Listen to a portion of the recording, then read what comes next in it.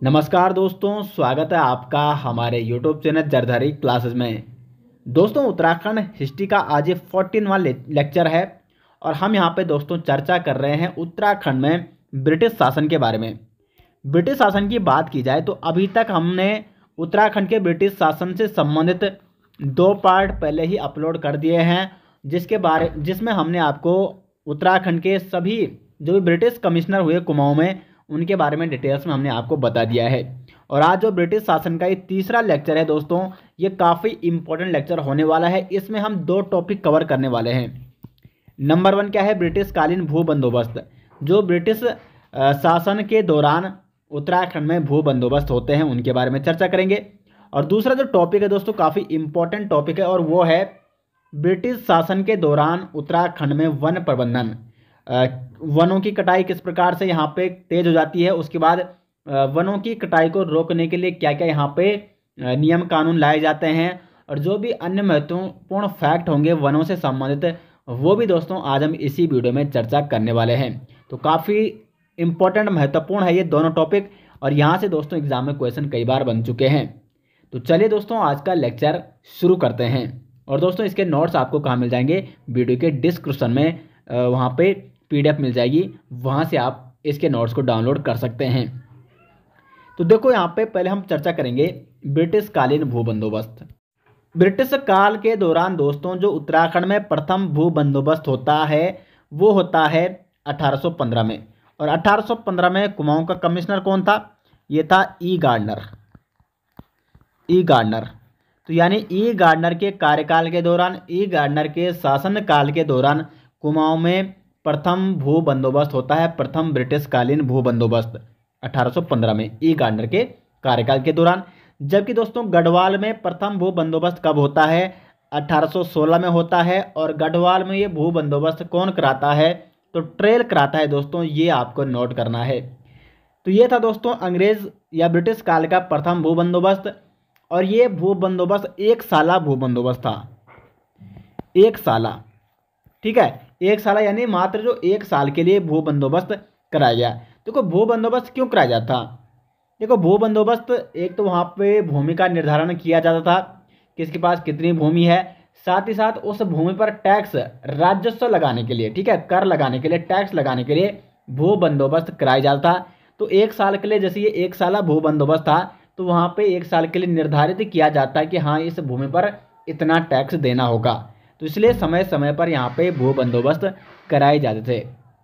और जो ये दोस्तों प्रथम भू बंदोबस्त था ब्रिटिश कालीन, ये दोस्तों गोरखाओं का जो भू बंदोबस्त था गोरखा कालीन बंदोबस्त पर आधारित था। ठीक है, तो एग्जाम में इस प्रकार से भी क्वेश्चन बन सकता है कि ब्रिटिश काल का ऐसा कौन सा भू बंदोबस्त था जो गोरखा बंदोबस्त पर आधारित था? तो वो था ब्रिटिश कालीन प्रथम बंदोबस्त। ठीक है, 1815 में कुमाऊं में होता है और 1816 में गढ़वाल में होता है। कुमाऊं में इसको गार्डनर कराता है, जबकि गढ़वाल में इसको ट्रेल कराता है। ठीक है, तो यहाँ तक तो दोस्तों ये था प्रथम भू बंदोबस्त। उसके बाद दूसरा से लेकर दोस्तों यहाँ से आपको नोट करना है दूसरे से लेकर और आपका 7वीं तक। ठीक है, दूसरे से लेकर 7वीं तक जितने भी भू बंदोबस्त होते हैं दोस्तों, ये कुमाऊं और गढ़वाल दोनों में होते हैं। और इसको कौन कराता है? तो कमिश्नर ट्रेल के द्वारा ये कराए जाते हैं। ठीक है, तो देखो दूसरा भू बंदोबस्त 1817 में होता है और किसके द्वारा कराया गया? ट्रेल के द्वारा कराया गया। और ये भी 1 साला भू बंदोबस्त है, क्योंकि अगले साल फिर से भू बंदोबस्त होता है। यानी 1817 में जो दूसरा भू बंदोबस्त कराया है वो भी सिर्फ मात्र 1 साल के लिए कराया गया था कमिश्नर ट्रेल द्वारा। और ये दोनों जगह कराया गया, गढ़वाल में भी और कुमाऊं में भी। ठीक है, तीसरा भू बंदोबस्त होता है दोस्तों यहाँ पे 1818 में, और ये बंदोबस्त भी ट्रेल द्वारा ही कराया जाता है। उसके बाद यहाँ पे आता है दोस्तों चौथा बंदोबस्त। चौथा बंदोबस्त कब होता है? 1820 में, और ये भी ट्रेल द्वारा कराया गया। मैंने आपको पहले ही बता दिया है कि दूसरे से लेकर 7वें तक ये बंदोबस्त लगातार किसके द्वारा कराए जाते हैं? कमिश्नर ट्रेल द्वारा कराए जाते हैं। और ये जो दोस्तों 1820 में चौथा भू बंदोबस्त कराया गया था कमिश्नर ट्रेल द्वारा, ये 3 साल के लिए कराया गया था। कितने साल के लिए कराया गया था? 3 साल के लिए। इसलिए इसको तिसाला भू बंदोबस्त भी कहा जाता है। तिसाला भू बंदोबस्त, ठीक है, किसने कराई है? कमिश्नर ट्रेल ने। यानी देखो 1820 में हो चुका है, अब सीधे जो नेक्स्ट बंदोबस्त होगा वो 1823 में होगा, क्योंकि ये चौथा भू बंदोबस्त, ये एक तिसाला भू बंदोबस्त था, 3 साल के लिए इसको कराया गया था। अब जो नेक्स्ट बंदोबस्त आता है 5वां भू बंदोबस्त, ये काफ़ी इंपॉर्टेंट है और यहाँ से दोस्तों क्वेश्चन भी कई बार एग्जाम में पूछे जा चुके हैं। तो 5वां भू बंदोबस्त होता है 1823 में, और ये बंदोबस्त दोस्तों कितने साल के लिए होता है? 5 साल के लिए। यानी ये किस प्रकार का भू बंदोबस्त है? पंचसाला। पंचसाला भू बंदोबस्त किसके द्वारा कराया गया? कमिश्नर ट्रेल के द्वारा। कब कराया गया? 1823 में। और ये कितनवां भू बंदोबस्त था? 5वां भू बंदोबस्त था, ये ब्रिटिश काल का। अब दोस्तों इसमें आपको एक और चीज़ नोट करनी है कि यह बंदोबस्त हुआ संवत 1880 में। कब हुआ ये? सन तो 1823 में हुआ, लेकिन संवत 1880 में ये होता है। इसलिए दोस्तों इसको 80 साला भू बंदोबस्त के नाम से भी जाना जाता है। ठीक है, 80 साला भू बंदोबस्त किसे कहते हैं? 5वें भू बंदोबस्त को। क्वेश्चन इस प्रकार से भी बनता है कि 80 साला भू बंदोबस्त किसने कराया? तो कमिश्नर ट्रेल ने, और ये संवत 1880 में कराया गया था, तो इसलिए इसको 80 साला भू बंदोबस्त के नाम से भी जाना जाता है। इस बंदोबस्त को दोस्तों ब्रिटिश काल का सबसे आदर्श भू बंदोबस्त भी कहा जाता है। इंपॉर्टेंट पॉइंट है, सबसे आदर्श भू बंदोबस्त किसे कहा जाता है? 80 साला भू बंदोबस्त को, यानी 5वें भू बंदोबस्त को। इसको सबसे आदर्श क्यों कहा जाता है? एक तो दोस्तों इस भू बंदोबस्त में पहली बार गांव की सीमाओं का निर्धारण किया गया। ठीक है, गांवों की सीमाओं का निर्धारण, यानी गांवों को यह पता चला कि उनकी सीमा कहाँ तक है, और गांव के जो व्यक्ति थे उनको ये पता चल पाया था इस भू बंदोबस्त के कारण कि उनकी ज़मीन कितनी है, उनके पास कितनी भूमि है, और उनकी जो भूमि की सीमा है वो कहाँ कहाँ तक है। साथ ही साथ दोस्तों इन सीमाओं के अंतर्गत जो भी भूमि आती थी, वन आते थे, पानी आता था, इसका भी निर्धारण किया गया। तो गाँवों को पहली बार यहाँ पे पता चल सका कि उनके पास कितनी भूमि है, गांव के लोगों को पता चल सका कि उनके पास कितनी भूमि है। तो इसलिए इसको ब्रिटिश काल का सबसे आदर्श भू बंदोबस्त भी माना जाता है, 80 साला भू बंदोबस्त को। उसके बाद नेक्स्ट बंदोबस्त आता है छठा बंदोबस्त। छठा बंदोबस्त होता है 1828 में। देखो पंचसाला भू बंदोबस्त ये था, उसके 5 साल बाद यानी 1823 प्लस 5 साल कितना हो जाएगा? 1828 हो जाएगा। और ये जो छठा भू बंदोबस्त था दोस्तों, ये भी 5 साल के लिए कराया जाता है। यानी 5 साल के लिए राजस्व निर्धारित किया गया कि हाँ इस भूमि से इतना कर देना पड़ेगा। सब कुछ निर्धारण कितने साल के लिए किया गया? 5 साल के लिए। और इसको ये भी कैसा भू बंदोबस्त है? पंचसाला भू बंदोबस्त है। और ये भी किसके द्वारा कराया जाता है? कमिश्नर ट्रेल के द्वारा कराया जाता है। और इस बंदोबस्त को दोस्तों तरसीम बंदोबस्त के रूप में भी जाना जाता है। तो एग्जाम में इस प्रकार से क्वेश्चन बन सकता है कि तरसीम बंदोबस्त के रूप में किस भू बंदोबस्त को जाना जाता है? तो छठा भू बंदोबस्त जो कि 1828 में कराया गया है, किसके द्वारा? कमिश्नर ट्रेल के द्वारा। उसके बाद आता है 7वां बंदोबस्त, और ये भी 1833 में कराया जाता है। किसके द्वारा कराया जाता है? कमिश्नर ट्रेल के द्वारा कराया जाता है। तो इसमें कुछ महत्वपूर्ण तथ्य नहीं थे।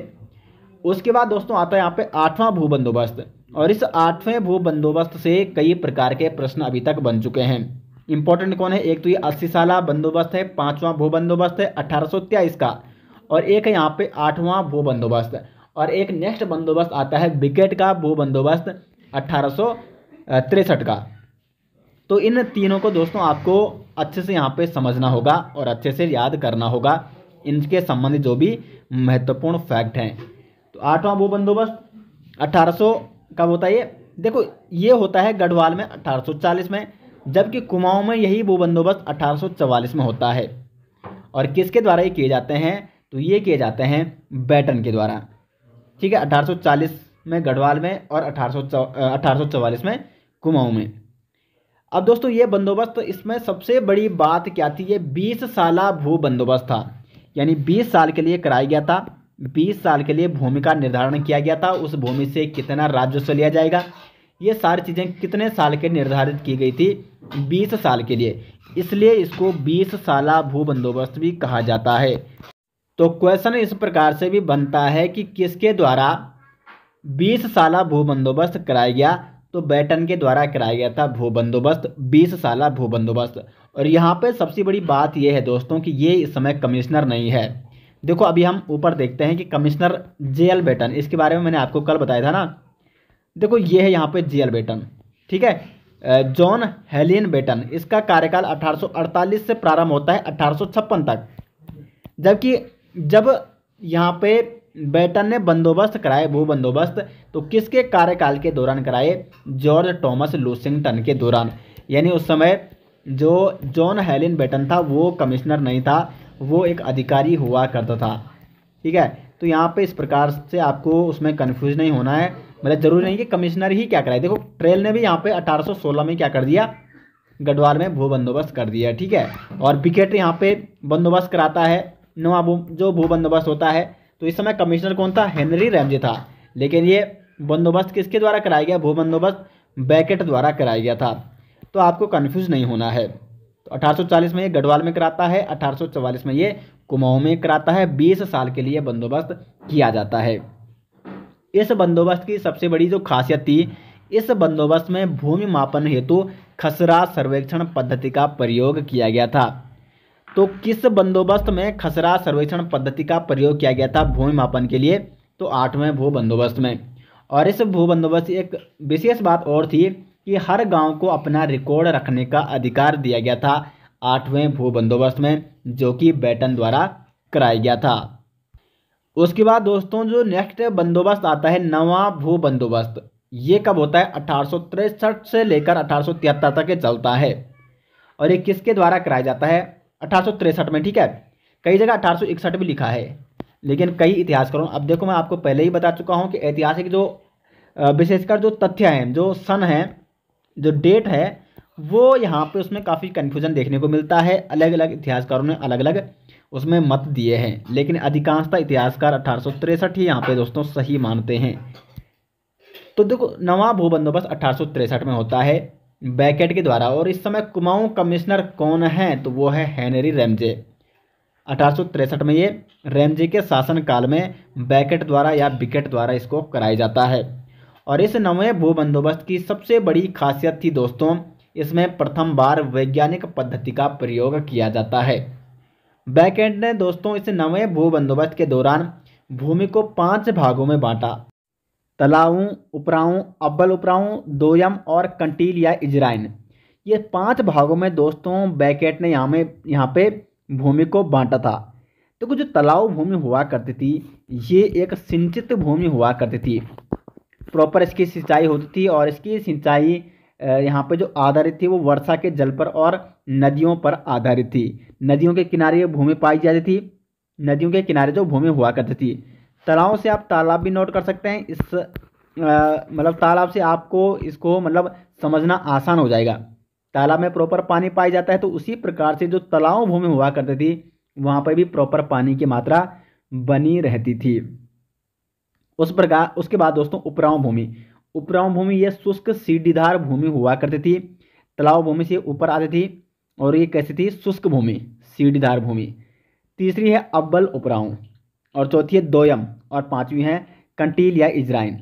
तो अव्वल उपराऊ ये उपराऊ से भी ऊपर आती थी, दोयम और कंटील या इजराइन। और जो कंटील या इजराइन थी ये बिना सीढ़ीदार वाली भूमि थी। तो ये 5 भागों में भूमि को किसने बांटा? बेकेट ने बांटा था, जो इसने नवा भू बंदोबस्त कराया था। उसके बाद दोस्तों 10वां भू बंदोबस्त कब होता है? देखो इसका कोई फिक्स वो नहीं है, ठीक है, मतलब एक निश्चित समय नहीं है 10वां भू बंदोबस्त जो होता है, और ज़्यादा महत्वपूर्ण भी नहीं है। एग्जाम में इससे संबंधित अभी तक कोई वैसा क्वेश्चन नहीं पूछा गया है। तो अगर मैं अनुमान लगाऊं, मतलब कुछ इतिहासकारों ने यहाँ पे बताया कि गढ़वाल में ये पो द्वारा कराया गया था 10वां भू बंदोबस्त। ये आपको नोट करना है, ठीक है। गढ़वाल में 10वां भू बंदोबस्त किसने कराया? पो द्वारा कराया गया था। और कुमाऊं में किसके द्वारा कराया गया? गूंज द्वारा कराया गया। तो अनुमान तो 1899 में ये कहाँ हुआ था? गढ़वाल में हुआ था। और 1893 में ये कुमाऊं में हुआ था। लेकिन मैं आपको पहले ही बता रहा हूँ, इस पर अनेक इतिहासकारों की अलग अलग मत हैं, और इसलिए मैं इसको मतलब यहाँ पे मैं कंफर्म नहीं कह सकता हूँ कि इसकी ये निश्चित तिथि होगी। इसमें अलग अलग इतिहासकारों के अलग अलग मत हैं। तो मेरे मतलब कुछ इतिहासकारों ने यहाँ पे ये तिथि दी है, तो मैंने आपको ये बताई है, लेकिन इसकी कोई निश्चित यहाँ पे तिथि नहीं है कि ये कब हुआ था। उसके बाद 11वां भू बंदोबस्त होता है 1928 में, और ये भू बंदोबस्त कौन कराता है दोस्तों?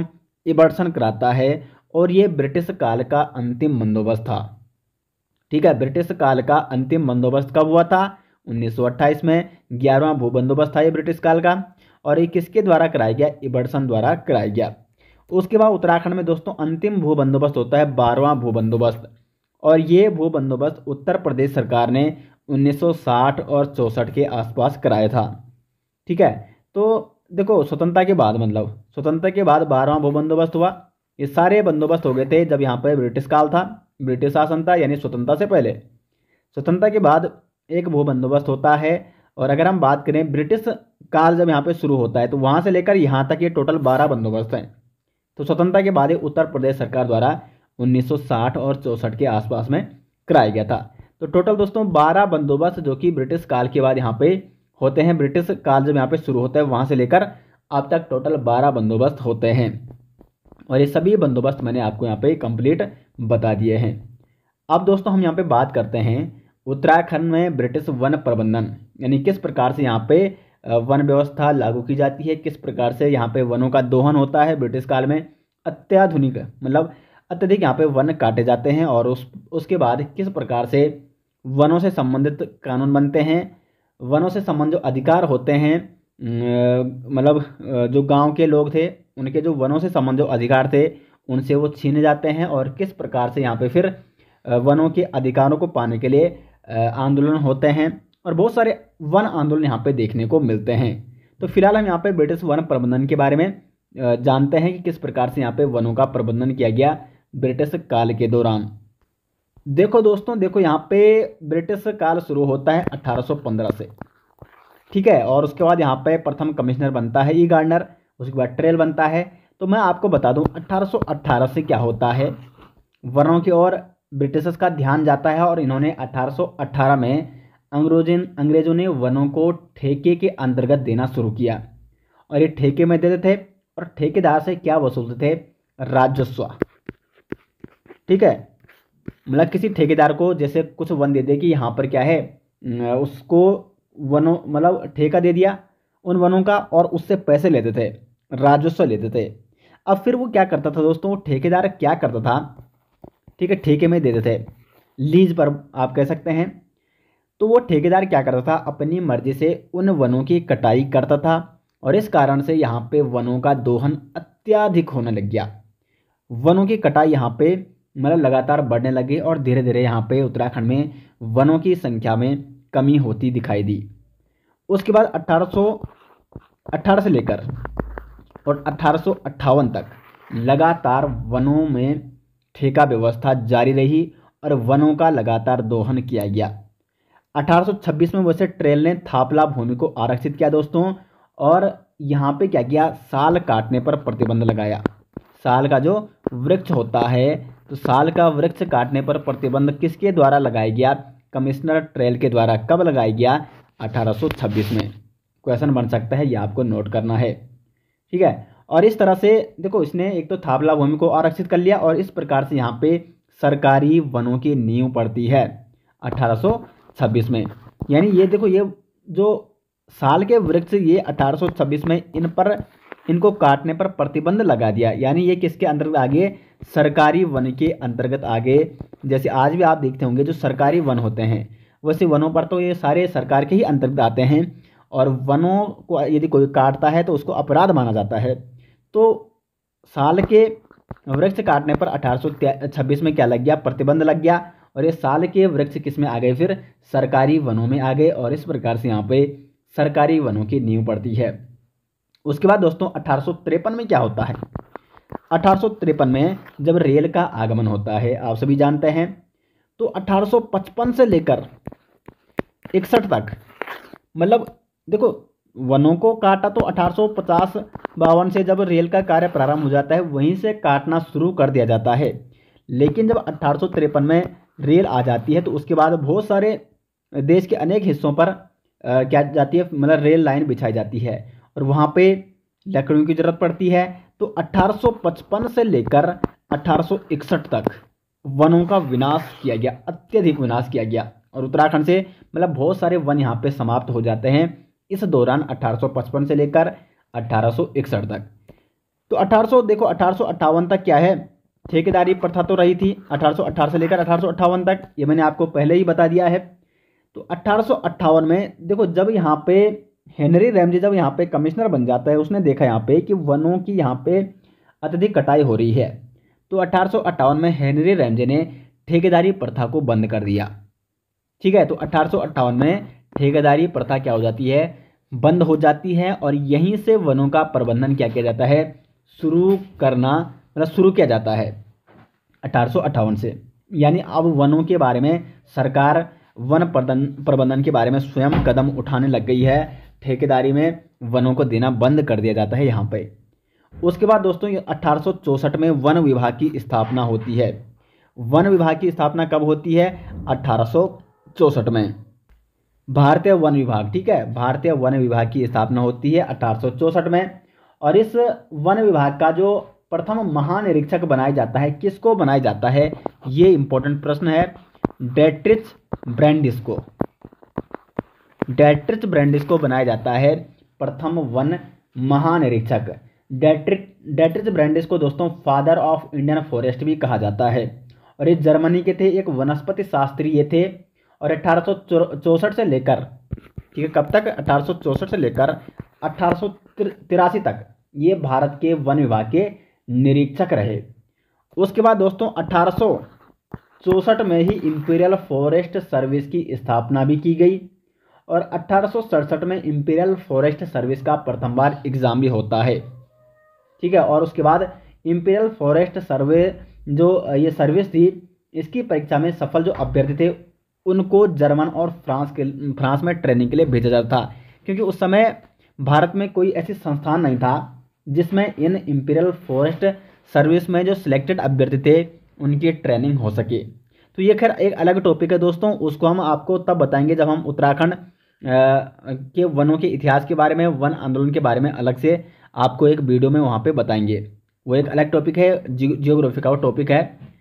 तो यहाँ पे देखो, यहाँ पे हम ब्रिटिश वन प्रबंधन के बारे में समझने का प्रयास कर रहे हैं। तो वन विभाग की स्थापना की गई 1864 में, और उसके बाद 1865 में भारतीय वन अधिनियम पारित किया जाता है। कब किया जाता है, 1865 में, और वनों से संबंधित पहला कानून बनता है। अब देखो, एक कानून क्या था, इस कानून के तहत सभी जो वन थे वो सरकार के अधिकार में आ गए। अभी मैंने आपको बताया था कि देखो, सरकार के अधिकार में नहीं थे वन, सरकार खुद क्या करती, ठेकेदारी में देती थी, और वो ठेकेदार का अधिकार हुआ करता था, वो अपने अधिकार से उन वनों की कटाई कर सकता था, जो उसकी मर्जी थी वो कर सकता था। इसलिए यहाँ पे वनों का दोहन अत्यधिक होने लग गया। तो जब 1865 में भारतीय वन अधिनियम पारित होता है, वनों से संबंधित पहला कानून बनता है, पहला कानून। और जितने भी वन थे दोस्तों वो किसके अंतर्गत आ गए, सरकार के अंतर्गत आ गए। ठीक है, अब यहाँ पे हुआ क्या कि जो अंधाधुंध कटाई हो रही थी वनों की, उस पर तो रोक लग गई, सरकार ने रोक लग गई। सरकार ने, क्योंकि सरकार के अंतर्गत वो आ गए, तो सरकार ने उसको क्या कर दिया, अपराध घोषित कर दिया यदि कोई भी वन को काटेगा। तो अंधाधुंध कटाई पर तो रोक लग गई, लेकिन सरकार जब मर्जी कटाई कर सकती थी। लेकिन दोस्तों यहाँ से सबसे बड़ी समस्या ये उत्पन्न हो गई, जो ग्रामीण क्षेत्रों के लोग थे उनसे भी उनके वन अधिकार यहाँ पे छीन लिए गए, क्योंकि उनकी जो पूंजी थी, उनके वन थे, जो भी उनका उस समय गुजर बसर होता था, उनके पशु जो भी चराई करते थे वनों में ही चराई करते थे, उनकी लकड़ी वनों से ही उनको प्राप्त होती थी, तो उनसे भी वन अधिकार छीन लिए गए। और इस कारण से दोस्तों यहाँ पे सबसे बड़ा कारण बनता है कि सरकार का विरोध होने लगता है जो ग्रामीण क्षेत्रों के लोग होते हैं। और उत्तराखंड में तो आप सभी जानते हैं, उत्तराखंड की अधिकांशतः जो आबादी है वो अभी भी वनों पर निर्भर है। ठीक है, तो इसलिए यहाँ पे विरोध उत्पन्न हो जाता है सरकार के विरुद्ध। उसके बाद दोस्तों देखो, यहाँ से मैं आपको कुछ इंपॉर्टेंट फैक्ट बता रहा हूँ जो एग्जाम के व्यू पॉइंट से काफ़ी इंपॉर्टेंट है। ठीक है, मैंने आपको बता दिया है, वनों से संबंध हम नेक्स्ट वीडियो में डिटेल्स में अभी चर्चा करेंगे आगे। ये अभी हम क्या है, ब्रिटिश काल का ये टॉपिक है, तो अभी हम विशेष फोकस इस पर करते हैं। तो देखो 1868 में एक तो कुमाऊं में वन विभाग की स्थापना होती है। एग्जाम में बन सकता है कि कुमाऊं में वन विभाग की स्थापना कब हुई, 1868 में। ब्रिटिश गढ़वाल में वन विभाग की स्थापना कब हुई? 1869 में। और टिहरी गढ़वाल में, टिहरी में जो टिहरी रियासत थी वहाँ पे वन विभाग की स्थापना कब हुई? 1885 में। देखो उत्तराखंड उस समय 3 भागों में बंटा हुआ था। एक था कुमाऊं, ब्रिटिश कुमाऊं, एक था ब्रिटिश गढ़वाल और एक था टिहरी रियासत। तो देखो कुमाऊं मतलब कुमाऊं में वन विभाग की स्थापना होती है 1868 में, ब्रिटिश गढ़वाल में 1869 में और टिहरी में 1885 में। ये तीनों पॉइंट दोस्तों आपको नोट करने हैं, यहाँ से एग्जाम में प्रश्न बन सकता है। तो यहाँ तक कोई दिक्कत नहीं होनी चाहिए आपको। उसके बाद दोस्तों उत्तराखंड में कुछ सरकारी अधिसूचना जारी की जाती है। क्या जारी की जाती है? सरकारी अधिसूचना, यानी सरकार की तरफ से कुछ समय समय पर सूचना जारी की जाती है वनों से संबंधित। 1893 में एक सरकारी अधिसूचना जारी की जाती है और इसके तहत जो समस्त बेनाप भूमि थी उसको संरक्षित घोषित किया जाता है। जो समस्त बेनाप भूमि थी जिसका मापन नहीं किया गया था उसको क्या किया जाता है? संरक्षित वन घोषित किया जाता है। वो भी किसके अंतर्गत आ गया? सरकारी वन के अंतर्गत आ गया। उसके बाद 1894 में एक और अधिसूचना जारी की जाती है जिसमें वृक्षों की 8 प्रजाति को आरक्षित किया गया और साथ ही साथ जंगली जानवर का शिकार करना अवैध घोषित किया गया। उसके बाद दोस्तों 1902 में एक और यहाँ पे अधिसूचना जारी की जाती है सरकार की तरफ से, ब्रिटिश गवर्नमेंट की तरफ से, और इसमें यह कहा जाता है कि जो भीमताल हैं, नौकुचिया ताल हैं, सात ताल हैं, मालवा ताल हैं, इनमें बिना लाइसेंस के मछली पकड़ना भी क्या है? अवैध घोषित किया गया। यानी यहाँ पे मछली वही पकड़ सकता है जिसके पास लाइसेंस है। हर कोई व्यक्ति यहाँ पे मछली नहीं पकड़ सकता है। मछली पकड़ना यहाँ पे अवैध घोषित किया गया। ठीक है, ये सन आपको नोट करने हैं। उसके बाद 1911 में एक और अधिसूचना जारी होती है और इस अधिसूचना में ये कहा जाता है कि जो चीड़ का क्षेत्र है, जहाँ पे चीड़ के जो वृक्ष हैं उनका पुनर्जनन हो रहा है, चीड़ के पेड़ जहाँ पे मतलब चीड़ का वन जहाँ पे उग रहा है वहाँ पे पशुओं को रखना एक तो वहाँ पे प्रतिबंधित किया गया और साथ ही साथ वहाँ पे कृषि करना भी प्रतिबंधित कर दिया गया। अब दोस्तों ये बड़ी समस्या थी ग्रामीण क्षेत्रों के लिए। ग्रामीण जो क्षेत्रवासी थे वो तो वनों पर और कृषि पर ही निर्भर थे, तो इसलिए यहाँ पे वन आंदोलन शुरू हो जाते हैं। और 1921 में दोस्तों वन आंदोलन एक बड़ा यहाँ पे क्या पकड़ लेता है, मतलब काफ़ी बड़ा हो जाता है, काफ़ी मतलब हर जगह ये वन आंदोलन पनपने लगता है। 1921 में कई जगह वनों में आग लगाई जाती है सरकार का विरोध करने के लिए। और इसमें एक महत्वपूर्ण घटना ये थी दोस्तों, 1921 में सोमेश्वर की दुर्गा देवी, ये नाम आपको नोट करना है। 1921 में सोमेश्वर की दुर्गा देवी को थकलोड़ी के वनों में आग लगाने के जुर्म में 1 माह के लिए कैद किया जाता है और यह क्षेत्रीय तथा राष्ट्रीय आंदोलन में गिरफ्तार होने वाली दोस्तों उत्तराखंड की प्रथम महिला थी। ये आपको नोट करना है, ठीक है, क्षेत्रीय और राष्ट्रीय आंदोलन में, क्योंकि एक राष्ट्रीय और क्षेत्रीय आंदोलन है। वन आंदोलन क्या है? वन आंदोलन दोस्तों एक क्षेत्रीय और बाद में एक राष्ट्रीय आंदोलन में बन जाता है। तो वन आंदोलन अगर देखो एग्जाम में इस प्रकार से भी क्वेश्चन बन सकता है, वन आंदोलन में उत्तराखंड की कौन सी महिला ऐसी थी जो मतलब प्रथम महिला जो जेल गई थी, जो जिसको क्या हुई थी, कैद हुई थी, जिसको गिरफ्तार किया गया था, दुर्गा देवी को। यह क्वेश्चन इस प्रकार से भी बन सकता है कि राष्ट्रीय आंदोलन में जेल जाने वाली पहली महिला कौन थी? वो थी दुर्गा देवी। देखो मैं अभी यहाँ पे स्वतंत्रता संग्राम की बात नहीं कर रहा हूँ, स्वतंत्रता संग्राम में जेल जाने वाली महिला का यहाँ पे अभी प्रश्न में नहीं आपको बता रहा हूँ, मैं आपको राष्ट्रीय आंदोलन में जेल जाने वाली प्रथम महिला की बात बता रहा हूँ। वन आंदोलन में जेल जाने वाली प्रथम महिला की मैं बात बता रहा हूँ। कई बात ऐसी होती है दोस्तों, कई अभ्यर्थी मतलब कुछ जैसे बोल दिया है तो आप उसको समझने का प्रयास कीजिए, ठीक है। तो समझने का प्रयास आपको करना है और जहाँ पे समझ नहीं आता है उसको आपको कमेंट में पूछना है। तो यहाँ तक हो गया दोस्तों, आपको कोई दिक्कत नहीं होनी चाहिए। अब जब लगातार यहाँ पे वनों से संबंधित विरोध बढ़ने लग गया और 1921 में हर जगह क्या है सरकार के खिलाफ क्या होने लग गया, वन आंदोलन होने लग गया, सरकार का विरोध होने लग गया। विरोध क्यों हो रहा है मैं आपको पहले ही बता दिया है, क्योंकि उत्तराखंड की अधिकांशतः जनता क्या है वनों पर और कृषि पर आधारित थी। अब जब वन अधिकार छीन लिए गए हैं तो विरोध करना उनका लाजमी है। उसके बाद दोस्तों यहाँ पे सरकार अपना रुख थोड़ा चेंज करती है और सरकार यहाँ पे एक कमेटी का गठन करती है, फॉरेस्ट ग्रीवेंस कमेटी। इसका गठन किया जाता है 13 अप्रैल 1921 में। इंपॉर्टेंट है यहाँ पे 13 अप्रैल 1921 में फॉरेस्ट ग्रीवेंस कमेटी का गठन किया जाता है और जिसके अध्यक्ष कौन है, पी विडम है। ठीक है, इसके अध्यक्ष कौन है, पी विडम। और उद्देश्य क्या था इस फॉरेस्ट ग्रीवेंस कमेटी का, जनता में व्याप्त वन कष्टों तथा शिकायतों का अन्वेषण करना। ये फॉरेस्ट ग्रीवेंस कमेटी दोस्तों, इसने उत्तराखंड के विभिन्न क्षेत्रों का भ्रमण ये करती है। मई 2021 मई 2021 नहीं, मई 1921, ठीक है, मई 1921 में ये अल्मोड़ा के विभिन्न क्षेत्रों का भ्रमण करती है। उसके बाद लगभग जुलाई 1921 को ये क्या करती है, गढ़वाल के क्षेत्रों का भ्रमण करती है, वहाँ के लोगों से बातचीत करती है और उनकी समस्या सुनने का प्रयास करती है, उनकी राय जानने का प्रयास करती है।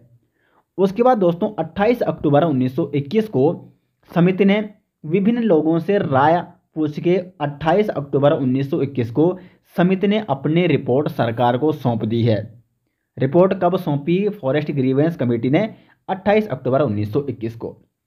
अब देखो रिपोर्ट क्या थी, रिपोर्ट क्या बनाई फॉरेस्ट ग्रीवेंस कमेटी ने, बांस पर लगे प्रतिबंध को हटाया जाए, यानी जो बांस पर सरकार ने प्रतिबंध लगाया है उसको हटाना था। ठीक है, बांस का प्रयोग, क्योंकि बांस का प्रयोग बहुत मतलब बांस दोस्तों ऐसा यहाँ पे क्या है प्लांट है, उसका प्रयोग बहुत सारी चीज़ों में किया जाता है। घास के रूप में भी उसका प्रयोग किया जाता है, चारे के रूप में भी किया जाता है, और ऐसे कई वहाँ पे टेंट बनाने के लिए आप देखते होंगे बांस के डंडे कितने मोटे मोटे होते हैं। आजकल शादी समारोह में आपने देखा होगा उनका प्रयोग किया जाता है। तो काफ़ी प्रयोग था यहाँ पे बांस का ग्रामीण क्षेत्रों में, तो इस पर प्रतिबंध को हटाया जाए, ये रिपोर्ट सौंपी है फॉरेस्ट ग्रीवेंस समिति ने। दूसरा क्या था, पशुओं के चरने संबंधी जो प्रतिबंध लगाए गए हैं सरकार की तरफ से वो भी हटाए जाएं। और तीसरा था, ग्राम सीमा से आधे मील दूर तक ग्रामीणों को वन अधिकार दिए जाएं, क्योंकि देखो सरकार ने सारे वन क्या कर लिए, सारे वन को सरकार ने आरक्षित कर लिया और उनको सरकारी वन घोषित कर लिया। ठीक है, यानी गांव से, प्रत्येक गांव से वन के अधिकार छीन लिए गए। तो देखो गांव वालों ने कहा कि देखो अगर तुम्हें वनों को आरक्षित करना ठीक है करो, लेकिन दूर दूर तक वाले वनों को आरक्षित करो, क्योंकि हमारे जो 1 मील के अंतर्गत है, ये यहाँ पे गांव है और यहाँ से 1 मील के अंतर्गत जो वन आ रहे हैं, इनसे तो हमारी, ये तो हमारी पूंजी है, इनसे तो हमारा घर चलता है। हमारे जो पशु चरते हैं वो इन्हीं वनों में चरते हैं, हमें जो लकड़ी लानी है इन्हीं वनों से हम लाते हैं। अभी भी आप देखते होंगे गाँव में, जो गाँव की अधिकांशता आबादी है, जो पहाड़ी क्षेत्रों के, जो पहाड़ क्षेत्र में रहते हैं, ठीक है, तो ये जो गांव की आबादी है ये अभी भी वनों पर क्या है दोस्तों, निर्भर है, वहीं से उनकी लकड़ी आती है, वहीं से चारा आता है। तो ये रिपोर्ट मतलब जनता की राय जानकर फॉरेस्ट ग्रीवेंस समिति ने इस रिपोर्ट को सौंपा सरकार को। ठीक है, उसके बाद दोस्तों समिति की सिफारिश पर आधारित, मतलब जो भी समिति ने सिफारिश दी है सरकार को, उस पर सरकार ने कुछ नियम जारी किए 15 मार्च 1922 को। 15 मार्च 1922 को सरकार ने कुछ नियम जारी कर दिए हैं, तो कुछ छूट दी गई है फिर गांव वालों को। उसके बाद दोस्तों यहाँ पे 1930 में क्या किया जाता है, पंचायतों का गठन किया जाता है। वन पंचायतों का गठन कब किया जाता है, 1930 में। कहाँ कहाँ किया जाता है, नैनीताल, अल्मोड़ा, पिथौरागढ़, पौड़ी, गढ़वाल। और 1932 में चमोली जनपद में भी वन पंचायत का गठन किया जाता है, चमोली में भी। ठीक है, तो यहाँ तक दोस्तों। और इसका मुख्य कार्य क्या था, इन पंचायतों का वनों का संरक्षण और प्रसार करना। देखो मतलब इसका मतलब ये नहीं है कि गांव वालों को भी अगर वनों के अधिकार दिए गए हैं तो गांव वाले अपनी मर्जी के अनुसार पेड़, वो भी मतलब पूरे अधिकार उनको ये भी नहीं दिए गए थे दोस्तों कि वो अपनी मर्जी से पेड़ों का क्षति या हानि पहुँचा लें। ठीक है, तो उनको एक निश्चित अधिकार वहाँ पे देने थे, ये मुख्य उद्देश्य था वन पंचायतों का। ठीक है, तो यहाँ पे वन पंचायतों का गठन किया गया 1930 में उत्तराखंड में।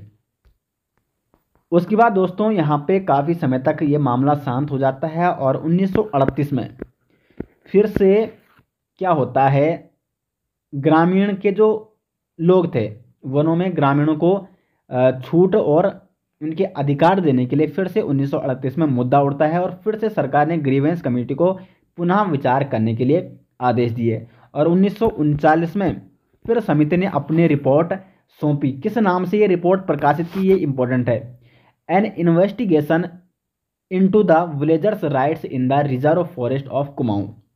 यहाँ पे मैं लिख के दे रहा हूँ, काफ़ी लंबा नाम है, N investigation, N investigation into the villagers rights in the reserve of Kumaon. एक बार मैं दोबारा रिपीट कर रहा हूं, आप इसको नोट कर सकते हैं। N investigation into the villagers rights in in the reserve forest, ठीक है, रिजर्व फॉरेस्ट ऑफ कुमाऊं। इस रिपोर्ट से 1939 में फॉरेस्ट ग्रीवेंस कमेटी ने अपनी रिपोर्ट पुनः से प्रस्तुत की।